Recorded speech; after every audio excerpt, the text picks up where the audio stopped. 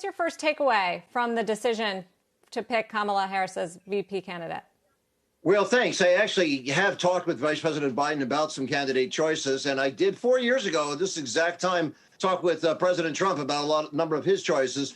There is something to be learned from this. She's an excellent choice. She brings a fantastic bridge to this whole next generation at 55 years old. Obviously, she has a footing as the first South Asian American to be in the United States Senate, and also African American. With both of her parents are very well accomplished professionals, but she's done so well on her own. Eloquent, experienced, but it's a great lesson for CEOs to pick somebody as a partner who isn't necessarily somebody who's going to be a sycophant. As we saw, she kind of knocked the wind out of him in an early debate. Rather than hold the grudge, they've tried to figure out how to learn from that. She certainly speaks truth to power, and I think that her positions and his are quite similar. She's, of course, an authentic centrist, even though she has many liberal concerns. Jeff, but last week, just last week, you tweeted that you thought Val Demings was a better choice. Is that right?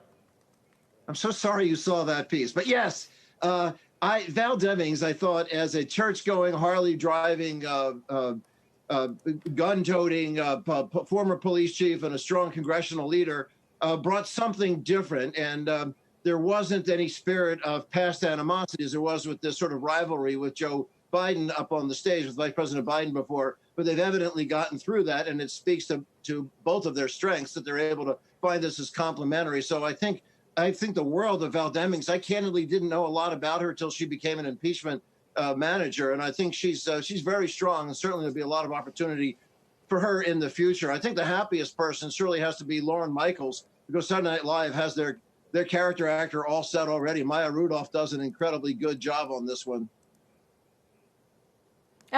Good point. Didn't think of that one. Jeff, you advise CEOs, you talk to CEOs almost as much as we do here on CNBC, but you do a lot of them off the record. What do you think are the most important issues? We're in such a unique place going into this election in the middle of a pandemic, an economic crisis, the likes of which we've never seen before, a market that seems to be doing well and embracing the current administration's policies. What are you hearing from the executives?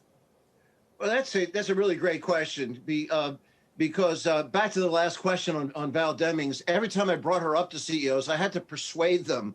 They were very much more interested in Kamala Harris or somebody who was a known entity. She's not a surprise, where Val Demings, who, again, I felt very strongly about, was unknown and untested in many of these areas. When on economic issues, she's very much of a centrist, where Joe Biden is. I think markets should find this extremely reassuring that she's prepared to step into office tomorrow, and we know where she's going to be on a number of these issues. And yet there are issues on assault weapon control or on criminal reform. She's been, with the cities aflame this summer, she's been very tough as a former district attorney and a former attorney general for the state of California. She's been tough on crime, and I think she knows how to bridge the different communities very effectively. We need somebody who can be a unifier, and she certainly speaks to that. If there's anything we've learned this summer, is that representativeness really matters.